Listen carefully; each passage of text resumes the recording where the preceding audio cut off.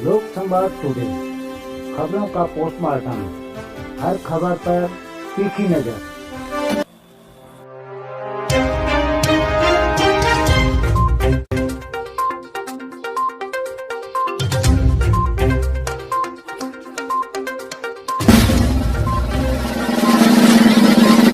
कोटद्वार में भूमाफिया किस कदर सक्रिय है, वह वीडियो में दिखाई जा रही फिल्म से साफ पता चलता है। मामला कोटद्वार के वार्ड नंबर 32 का है, जहां पर भूमाफियाओं द्वारा लगभग 40-45 बीघा भूमि पर कॉलोनी निर्माण या प्लॉटिंग की जा रही है।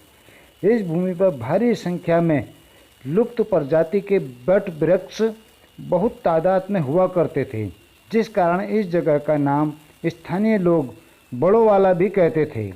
वर्तमान में इस भूमि वाले क्षेत्र को दलीपपुर के नाम से जाना जाता है, जो कि शिवराजपुर से लगी भूमि है। स्थानीय लोगों के अनुसार यह भूमि किसी पूर्व सैनिक ऑफिसर के नाम दर्ज है, जिसे उनके द्वारा बेच दिया गया था, परंतु खरीदारों द्वारा भूमि की रजिस्ट्री अभी अपने नाम नहीं की गई है। गजब की बात यह है कि जिस जगह कॉलोनी या प्लाटिंग हो रही है, उसमें वार्ड नंबर 32 के पार्षद पूर्णतया लिप्त पाए गए हैं।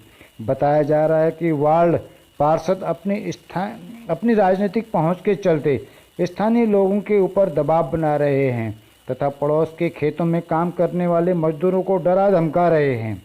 यही नहीं, जिस जगह प्लाटिंग या कॉलोनी का निर्माण किया जा रहा है, उस जगह राजस्व विभाग, जिला प्राधिकरण, नगर निगम से किसी प्रकार की अनुमति नहीं ली गई है। यही नहीं, कॉलोनी या प्लाटिंग करने वाले लोग रेरा में पंजीकृत भी नहीं हैं।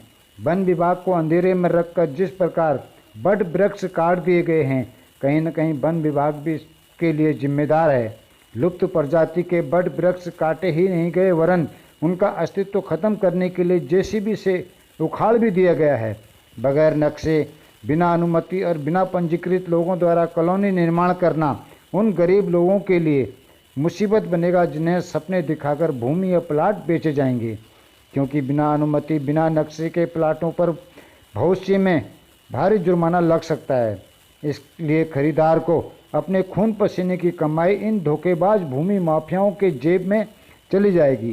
देखना अब यह है कि प्रशासन, वन विभाग, प्राधिकरण और रेरा इस संबंध में क्या कार्रवाई करता है।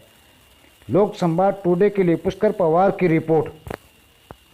का घटना जारी है कोटद्वार क्षेत्र में, क्या कहेंगे इस विषय में? देखिए, एक तो सबसे बड़ी बात यह है कि प्रशासन की लापरवाही के कारण हम गांव में रहने वाला ये क्षेत्र 2017 में महानगर बना दिया गया, और उसके बावजूद भी आबादी डिक्लेयर नहीं की गई और कॉलोनियाँ अवैध रूप से बसाई जा रही हैं। इससे क्या है, कृषि नष्ट हो रही है, और जो लोग कृषि कर रहे हैं इस समय मजबूरन किसी तरीके से, उनको मजबूर किया जा रहा है कि वो भी कॉलोनियाँ काटें। और ये जो कॉलोनियाँ काटी जा रही है, पूरी प्रशासन की मिलीभगत से, पूरी तरीके से इसमें प्रशासन, रेवेन्यू विभाग पूरा इसमें इन्वॉल्व है।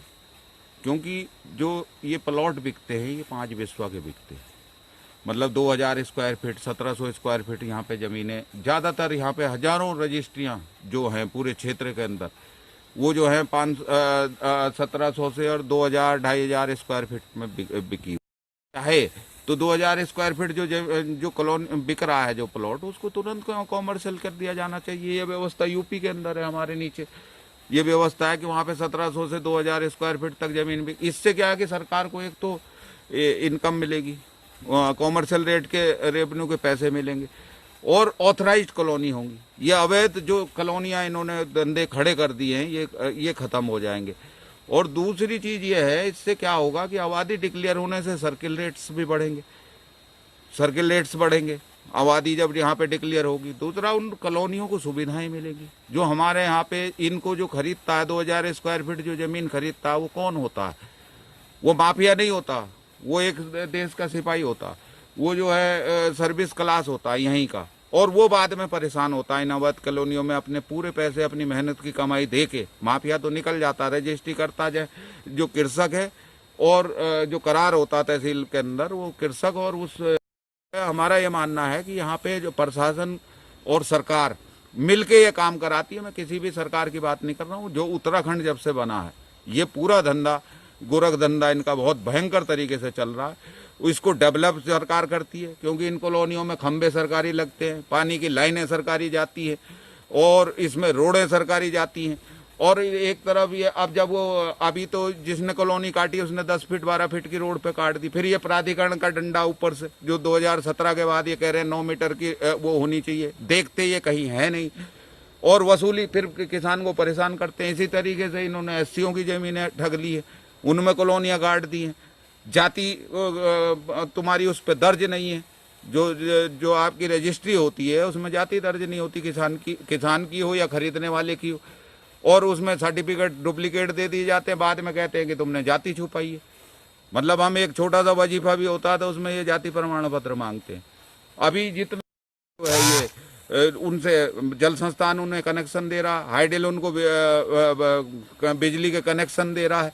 और जो हमारे विधायक जिनको हम चुनते हैं, 2000 से हमने जो भी विधायक चुने हैं, चाहे वो किसी भी पार्टी के रहे हों, उन्होंने सिवाय इन भूमाफियाओं को बढ़ाने के कोई भी काम नहीं किया।